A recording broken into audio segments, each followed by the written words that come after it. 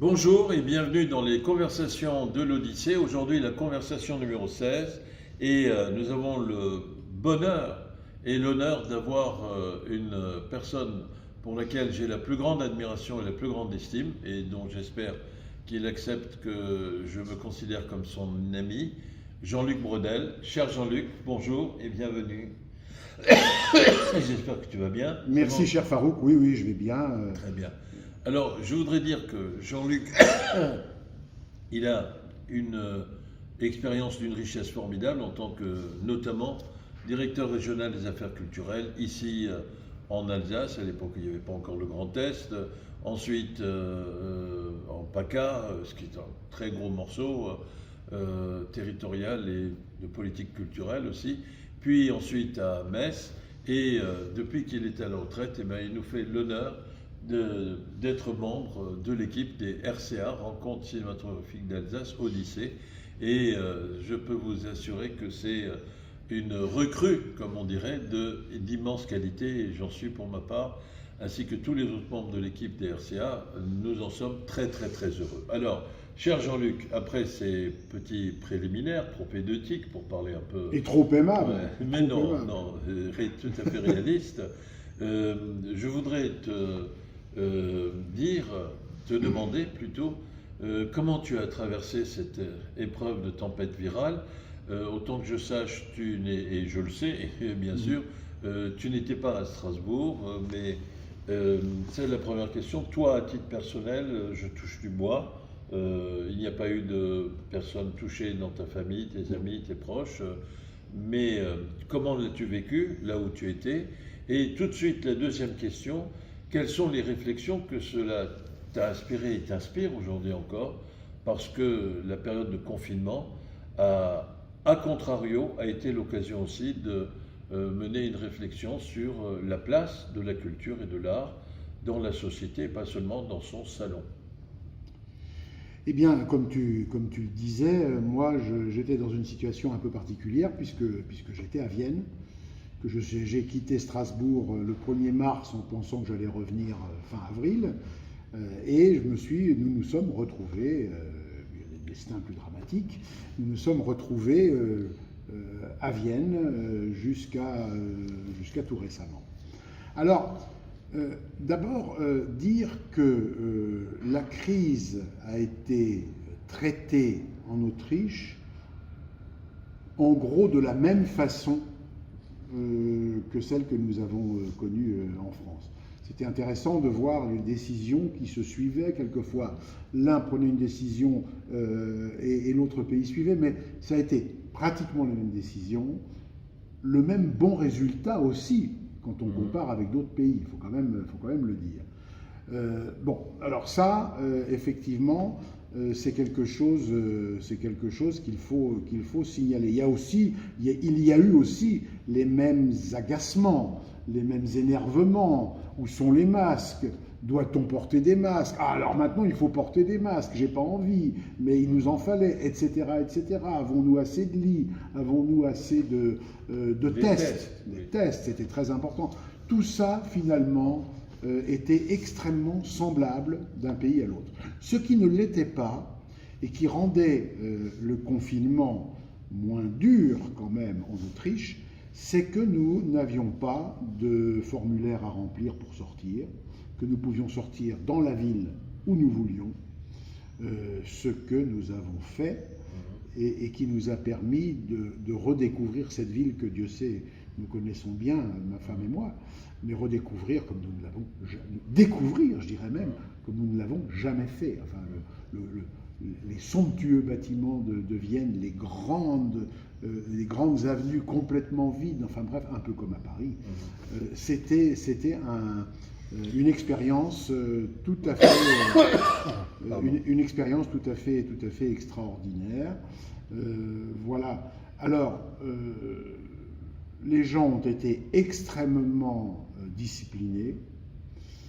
Ils le sont un peu moins maintenant qu'à Strasbourg. Moi, à mon retour à Strasbourg, je me suis félicité de constater que les gens, globalement, étaient extrêmement disciplinés, probablement parce que l'Alsace a été fortement touchée et que la crainte est encore présente. Alors ça, c'est ce côté. Donc même confinement, un peu moins dur à cause de ce que je viens d'évoquer, mais pour le reste tout à fait semblable, et notamment toutes les salles de spectacle, totalement fermées au public. Les cinémas aussi. Les cinémas ont réouvert le 1er juillet, alors avec évidemment toutes les mesures sanitaires que nous connaissons, mais dans le domaine du théâtre, c'est extrêmement dur. Il y a eu quelques concerts avec 100 personnes dans des salles qui en 2000. Voilà, jusqu'au mois de septembre, à part le festival de Salzbourg qui va avoir lieu dans une configuration extrêmement réduite, eh bien, toute la vie culturelle et artistique du pays est extrêmement réduite. Alors, ça, c'est un côté. Ce que je voulais dire, c'est que pour moi, personnellement, la situation était un peu différente. J'ai la chance d'être musicien, j'ai la chance de jouer d'un instrument de jouer en virtuose, mais j'y reviendrai après. C'est ce qu'on essaie, Ouais. mais j'avais évidemment la possibilité de faire une sorte de retraite, c'est ça qui m'a frappé, un retrait, comme une retraite spirituelle, comme j'ai fait avant ma première communion dans mon petit village, où pendant 3 jours, il y avait une retraite, une réflexion, une introspection, une remise en cause aussi de la manière dont on vit d'une manière générale.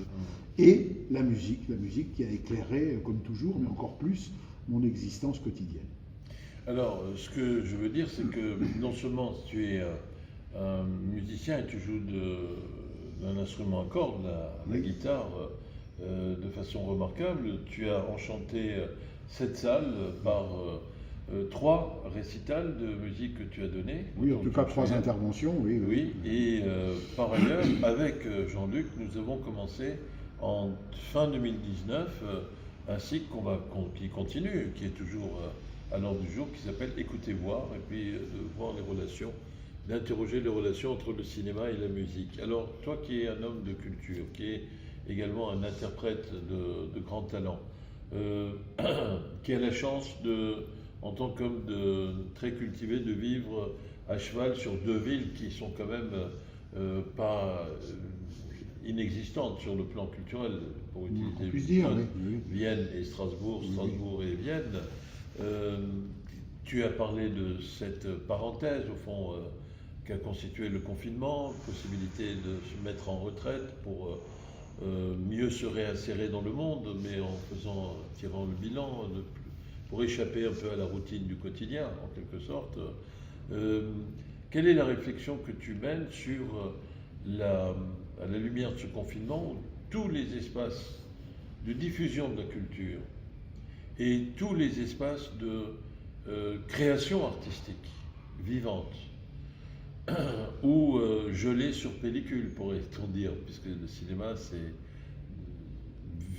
vivant mais avec un décalage. Bon,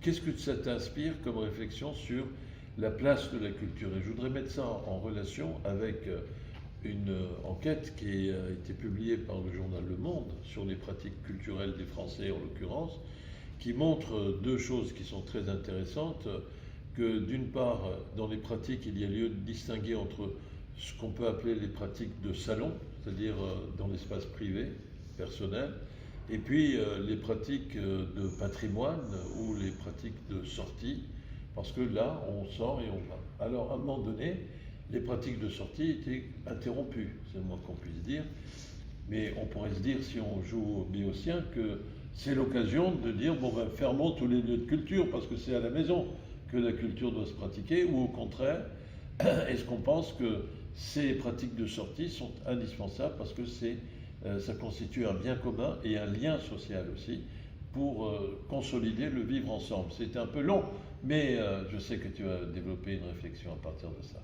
Oui, d'abord, ce qui frappe un musicien, par exemple, c'est le choc que constitue l'impossibilité de vivre de la musique vivante, justement, d'écouter de manière vivante et directe la musique. Ça manque très vite à des gens comme moi, aussi comme spectateurs. C'est-à-dire que au fond, j'en tire la confirmation de ce que j'ai toujours pensé, c'est que l'art ne vit pas indépendamment de celui qui le regarde ou qui l'écoute. Je crois que c'est Henri Bergson qui disait qu'une grande œuvre de l'Antiquité, pour ne parler que de ce dont il parlait lui, une grande œuvre de l'Antiquité qui est enfouie, ou qu'on retrouve au fond d'un fleuve, comme ça s'est passé à Arles, où on a redécouvert une magnifique statue de Jules César, eh bien, à partir du moment où elle est dans la terre, dans l'eau, elle n'existe plus comme œuvre d'art. Elle existe comme œuvre d'art au moment même où elle est admirée par quelqu'un. C'est-à-dire que ce contact entre l'œuvre, quelle qu'elle soit, et le spectateur, c'est ce contact qui en fait ce que nous disons être l'art, une œuvre d'art. Ça, c'est extrêmement frappant.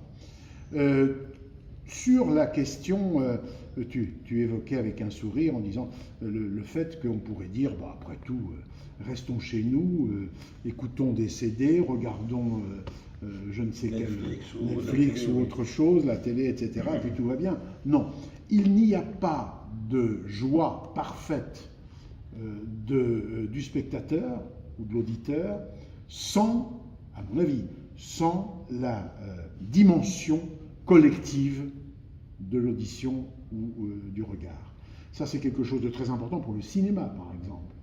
On ne regarde pas, tout le monde le sait, le même film autrement, de la même manière, plutôt, pardonnez-moi, que quand on regarde un film sur son ordinateur ou à l'Odyssée, a fortiori à l'Odyssée, parce que cette salle est évidemment un bijou extraordinaire en Europe. On oublie souvent de le dire, ou on ne le dit pas en tout cas. Une des 6 plus anciennes salles du monde. Voilà. Bien sûr. Non, mais je parle de l'Europe parce que nous sommes. Voilà. Mais il faut le souligner, c'est quand même une salle historique extraordinaire que l'Odyssée. Et quand on est dans cette salle, eh bien, on regarde un film, ça n'est pas du tout la même chose. Alors, bien entendu, la culture, c'est aussi ce qui permet de se définir comme individu par rapport à un projet collectif et vice-versa. Ça permet au projet collectif de se raccrocher ou de regarder à l'inverse les publics, les citoyens, et d'être à l'écoute de ce qu'ils attendent, mais pas une écoute facile, une écoute exigeante. Parce que je pense, moi, alors c'est peut-être là aussi un peu élitiste, mais je pense que la culture, les activités culturelles, que ce soit de création ou que ce soit plus passif, eh bien, exigent des efforts. Exigent un effort, exigent des efforts. Il ne faut pas mettre ça entre parenthèses, ce serait populiste, ce serait tout simplement démagogique. Voilà. Et je pense que c'est ce que j'ai toujours pensé quand j'ai servi les ministres de la culture que j'ai servi. Je pense que la culture, au cœur d'un pays démocratique, exerce une action extrêmement importante sur la manière dont la société, les individus, les collectivités s'organisent et regardent le monde et se regardent eux-mêmes. Il y a toujours cette dialectique de l'extérieur et de l'intérieur, je trouve. Alors, ce que tu dis, c'est passionnant et je t'en remercie, mais comme d'habitude, c'est pour ça qu'on a souvent des discussions passionnantes. Je voudrais juste revenir sur 2 choses qui me paraissent très importantes. Tu as dit c'est peut-être élitiste. Moi, je pense que je pense pas que l'art ou la culture devrait être élitiste, mais ça devrait être un privilège très largement partagé. Je préfère la notion d'excellence, c'est-à-dire que de tenue. C'est-à-dire l'art et entre guillemets, la consommation d'art suppose de la tenue et non pas de la facilité qui se vautre dans la vulgarité. Absolument, c'est bien pour ça que je pense que L'élitisme, c'est tout à fait autre chose. L'élitisme, c'est Une la minorité. volonté de garder Oui. un groupe privilégié par rapport à un autre. Le reste, ça n'est pas de l'élitisme. C'est simplement une exigence. Ce que je disais. On est dans l'exigence, et ça, pas dans la dilution vulgaire et banale. Absolument. C'est ça qui est absolument. C'est un moment magique au fond, la découverte et la pratique de la culture, la découverte et la pratique des œuvres de création artistique.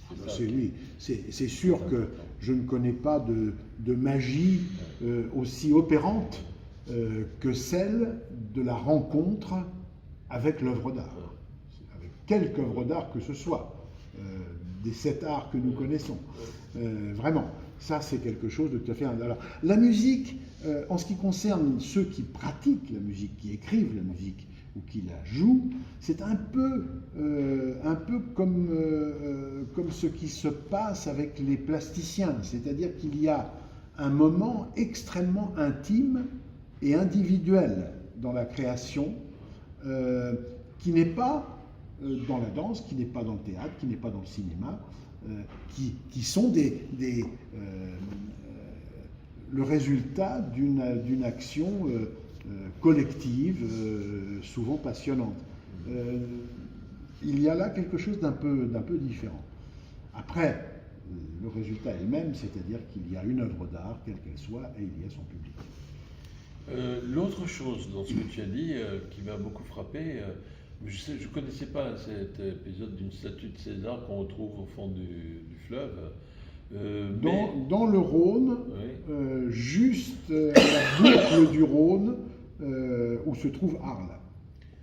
C'est quand même mieux de découvrir ça que des routes de bicyclette. Les archéologues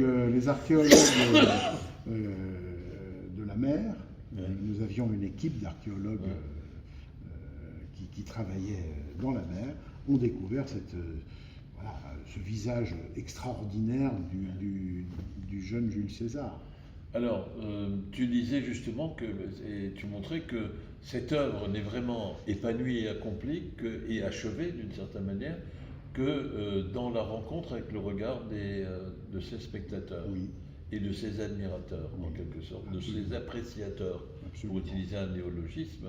Ça, c'est important. Alors, on parlait aussi en tout cas, moi, j'y souscris pour ma part, c'est mon idée, je la partage, comme disait l'autre, le monde d'après ne doit pas être comme le monde d'avant, parce que dans le monde d'avant, il y a eu un certain nombre de négligences, disons le plus pudiquement possible, qui ne devraient pas. Et tu disais que c'est vrai que ça a été interrompu, mais en même temps, la relation, le spectacle vivant, si tu veux, de la musique.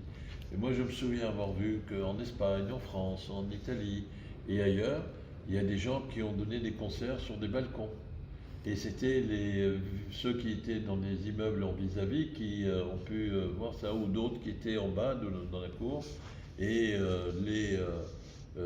les spectateurs aux fenêtres et aux balcons écoutaient, appréciaient, comme ça existait à Paris dans le temps, à l'époque d'Édith Piaf, dans les années 40, 50, 30 même. Ça me paraît, pour tout dire, très méditerranéen. C'est tout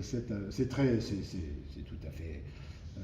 J'ai vu ça de loin, j'ai trouvé ça formidable.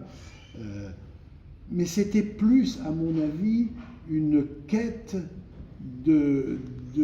d'action collective, à un moment où nous étions complètement isolés les uns des autres. C'était un moment où on essayait de rompre cet isolement-là. Ce qui est formidable, c'est qu'on le faisait en chantant aussi. Est-ce que ça serait à réinventer, ça? Il y a les lieux de pratiques culturelles qui sont établies, qui sont officielles, mais il y a aussi la place de la rue, de la place publique. Oui. Angelopoulos disait, moi du marché, ce que j'aime, c'est la notion d'agora. C'est-à-dire l'endroit où à ciel ouvert, on se découvre, on se rencontre et on échange. Oui, mais tu sais, dans notre ministère de la Culture, puisque j'y suis extrêmement attaché et que c'est toujours le mien, il y a toujours des gens qui s'occupent des arts de la rue. Les arts de la rue, c'est un domaine artistique extrêmement vivant en France, plus vivant en France que dans beaucoup d'autres pays.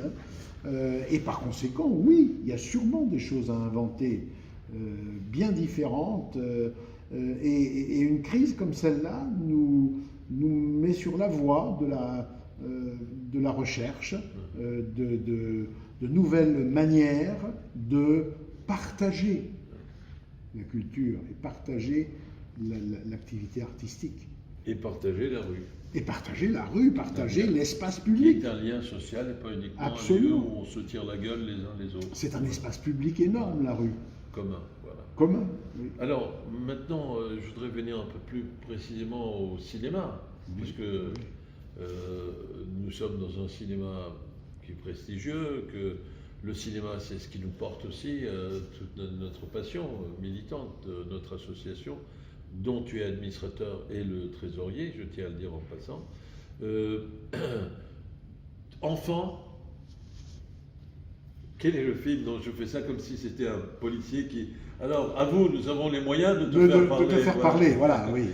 Quel est le film qui t'a... Quels sont ou les films qui t'ont le plus marqué? Je vais dire deux choses, si tu le permets. Avant de dire les films qui m'ont marqué, moi, ce que je veux dire, c'est que ce lieu où nous nous trouvons aujourd'hui, j'y suis formidablement attaché depuis, pour ma part, depuis mon arrivée au Palais du Rhin, quand j'ai été nommé directeur des affaires culturelles d'Alsace. C'était même le siècle dernier. C'était le siècle dernier, un petit peu avant le tournant du siècle. Ouais, et du millénaire. Et du millénaire. Mais voilà, et que cet attachement-là, pour moi, est constitutif de l'attachement que je porte à la ville de Strasbourg et à la culture. Je crois que c'est un lieu vraiment particulier de Strasbourg et de sa vie culturelle. Alors, les films dont je me souviens quand j'étais... Alors ça va être banal, le premier dont je me souviens, c'est Bambi, oui, bien sûr. Où là, j'avais... Tu as pleuré, tu as eu peur. C'était pas au 19e siècle, oui, quand même, hein, mais j'étais petit quand même. Oui, j'ai eu peur, j'ai eu les larmes aux yeux. Voilà, la mort de la maman, ça, c'est quelque chose qui frappe beaucoup, qui fait vibrer quelque chose dans un enfant très fort. Et puis, quand j'ai eu 12 ou 13 ans, je me souviens plus trop, j'ai vu un film 2 ou 3 fois, ce qui est très rare pour moi. Je vais au cinéma, mais voir un film 2 ou 3 fois, c'est Le Salaire de la peur. Oui. C'est Le Salaire de la peur avec Yves Montand, avec Pierre Vanek, Clouseau, bien sûr. Et j'ai été fasciné, pas seulement par le corps du film, enfin ce que décrit le film. J'ai été fasciné à l'époque par la qualité des acteurs. La mise en scène, et Montand et Vanek, ça vraiment, c'était... Et Vanel aussi, Charles Vanel. Excuse-moi, je dis Vanek, c'est plutôt Vanel d'ailleurs. Ça j'ai trouvé que c'était et ça s'est confirmé. Et Laure Marcel, parce qu'ils ont des... Absolument. Et je me souviens encore, effectivement, de Montand à son volant en Marcel, transpirant. Le Berlier, camion Berlier. Oh, les Berliers.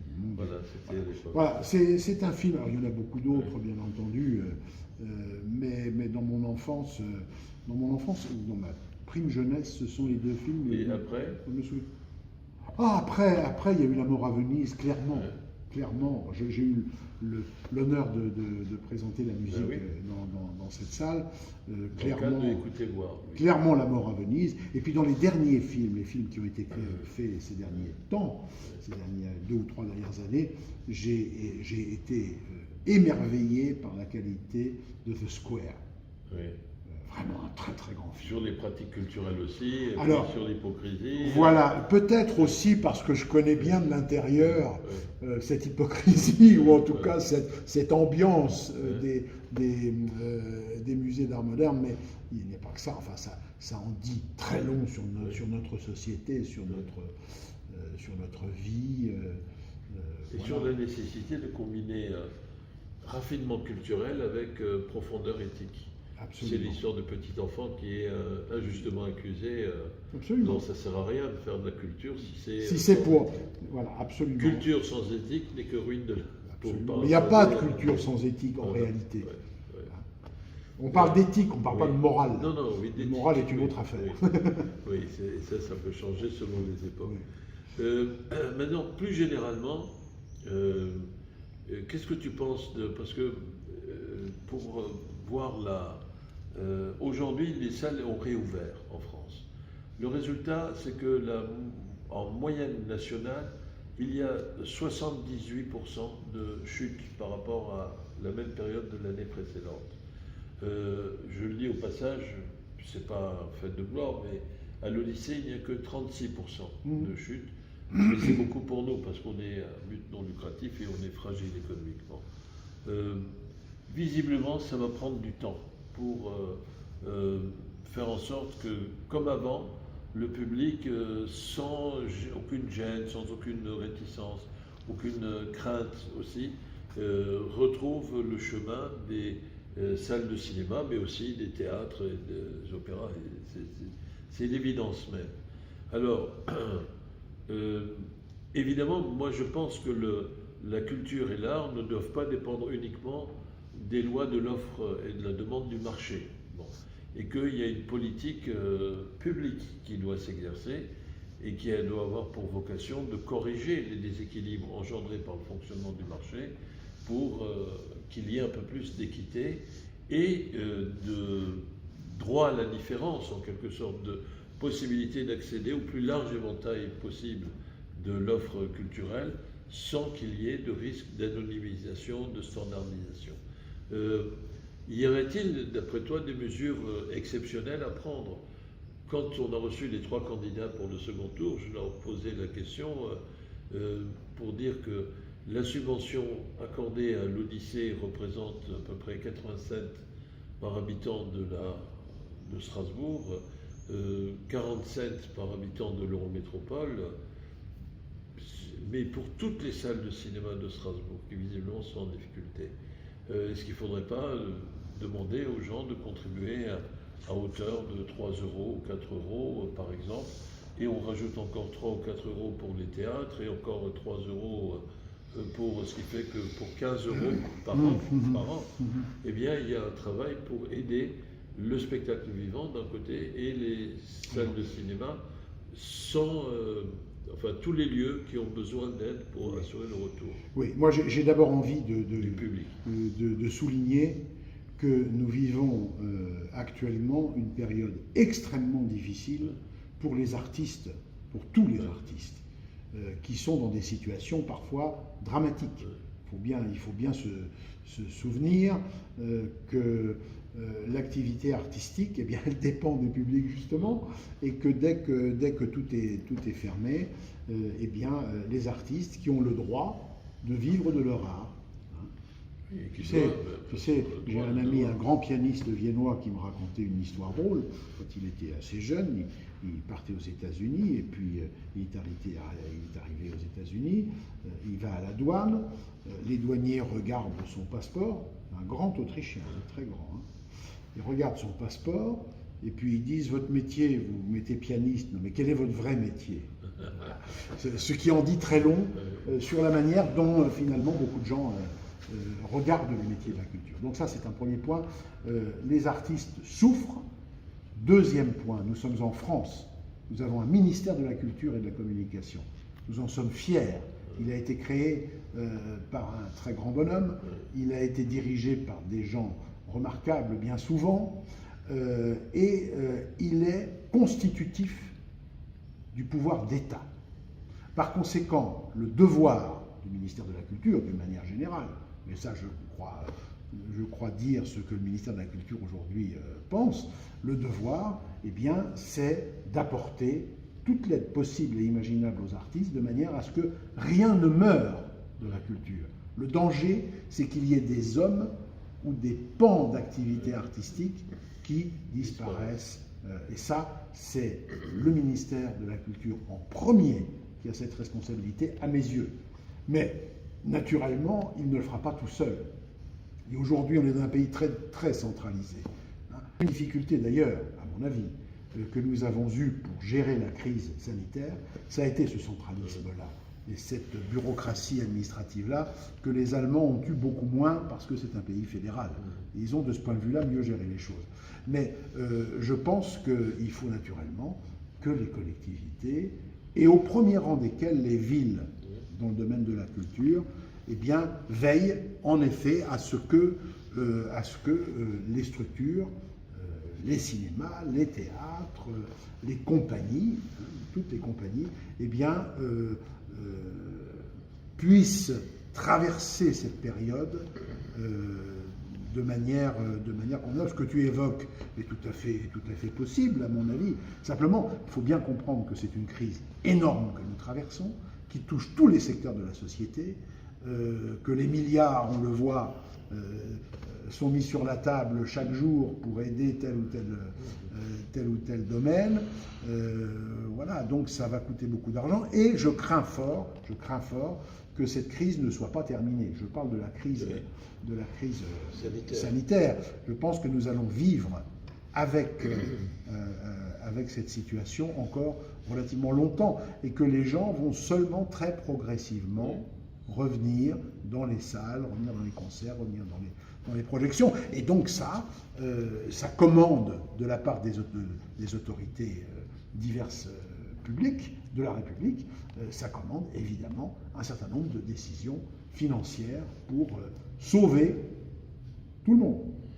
Donc la crise sanitaire durera aussi longtemps qu'il n'y aura pas de traitement et de vaccin trouvé, de vaccin efficace et de traitement efficace, bien sûr. Donc il y aurait les villes ont un rôle à jouer, tu dis. Excuse-moi, énorme, parce que les villes, il se trouve que j'ai été directeur général de la culture à Lille à l'époque de Pierre Mauroy, à une grande époque où la culture est entrée dans la ville de manière majestueuse, je dirais. Les villes sont quand même les porteuses d'une politique, elles doivent en tout cas être porteuses d'une politique culturelle large et exigeante.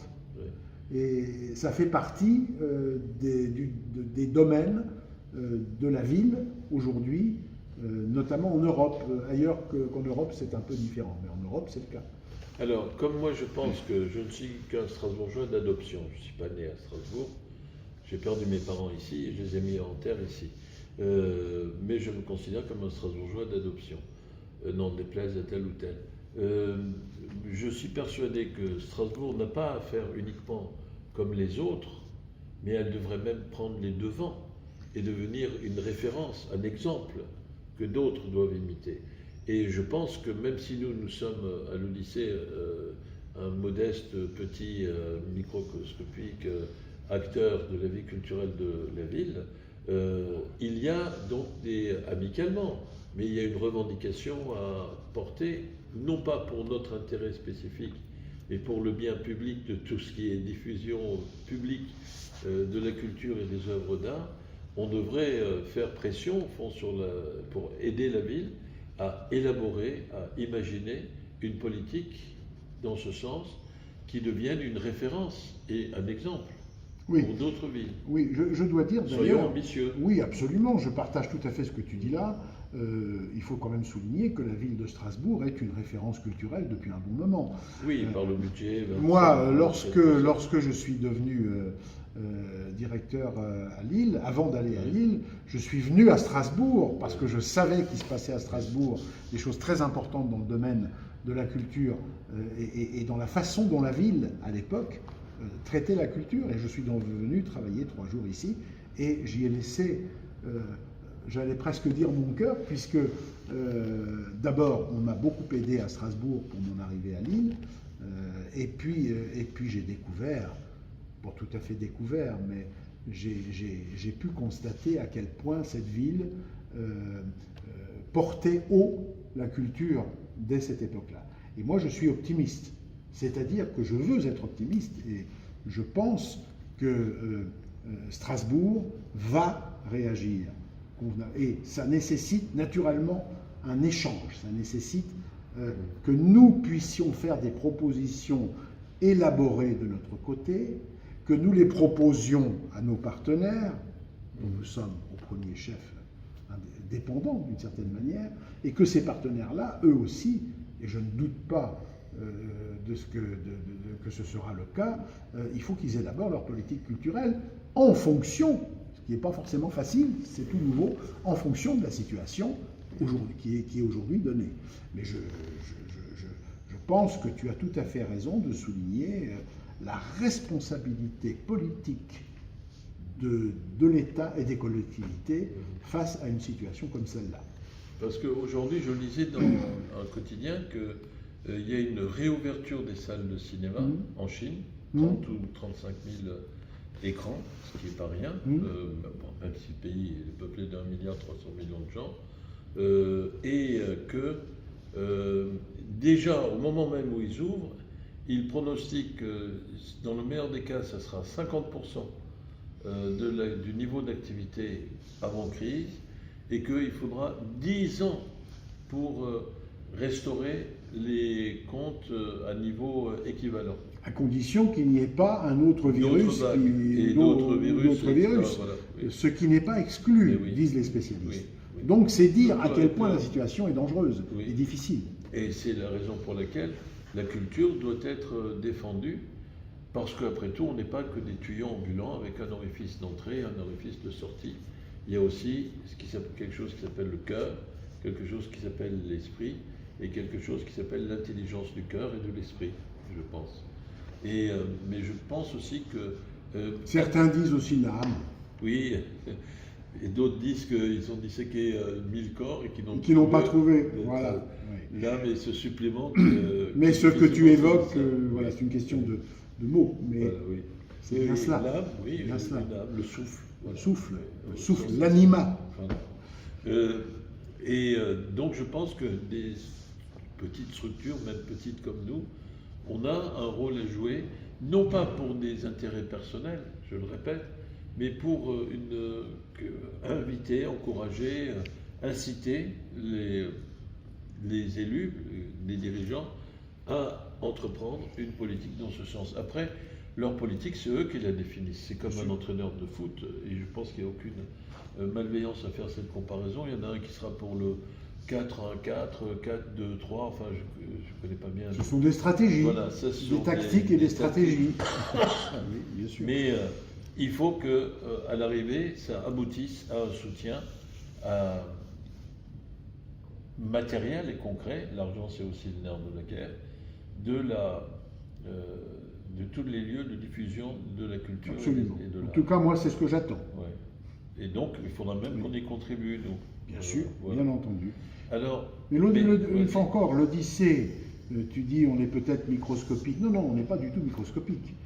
Il ne s'agit pas de faire la grenouille qui veut se transformer en bœuf, mais... Pourquoi tu dis bœuf en me regardant? L'Odyssée est un lieu très emblématique de ce qu'est Strasbourg, en fait, dans le domaine de la culture. Tu le disais, nous sommes très peu dans le monde à avoir une salle pareille. Et en même temps, c'est très intéressant parce que ça relie l'intérêt, alors c'est l'ancien Drac qui parle, l'intérêt patrimonial d'un lieu, comme celui-là, à l'intérêt de la création vivant. Et c'est un point très particulier que l'Odyssée réunit ces deux éléments. Que le ciel et que les responsables t'entendent. Je ne te contredirai pas, comme jamais je ne te contredis, cher Jean-Luc.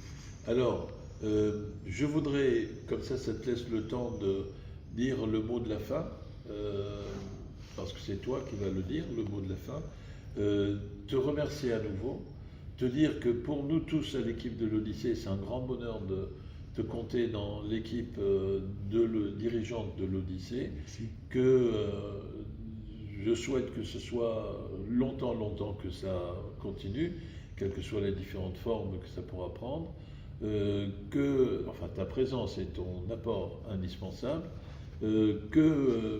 vraiment, avec les propos passionnants que tu as tenus, eh bien, ils viennent confirmer l'immense estime et admiration que j'ai pour l'homme de bien, l'homme de culture, le talentueux virtuose de guitare que tu es. Et donc, nous retrouverons avec Jean-Luc pour des initiatives concernant ce cycle Écoutez voir, dont tu peux peut-être dire un peu deux mots sur la philosophie, parce qu'on montre des films. Et le mot de la fin. Oui, très rapidement.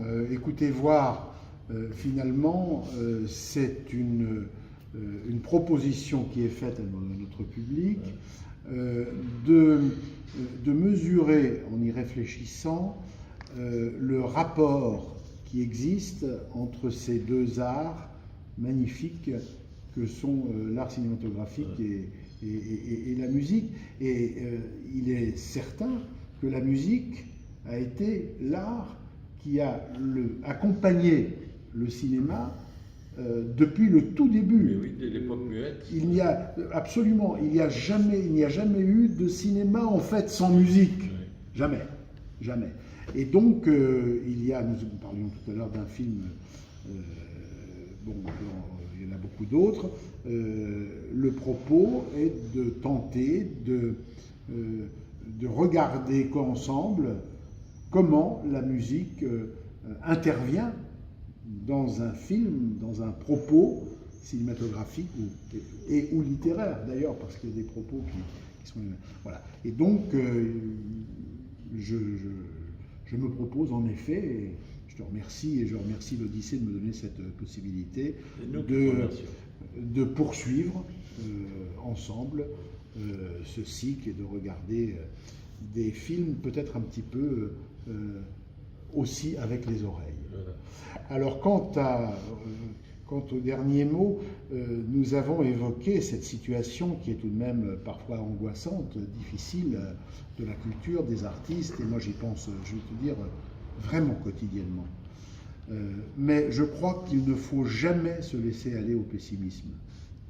Et je pense souvent à cette phrase qu'il m'arrive peut-être trop souvent de citer, cette phrase d'Henri Michaud.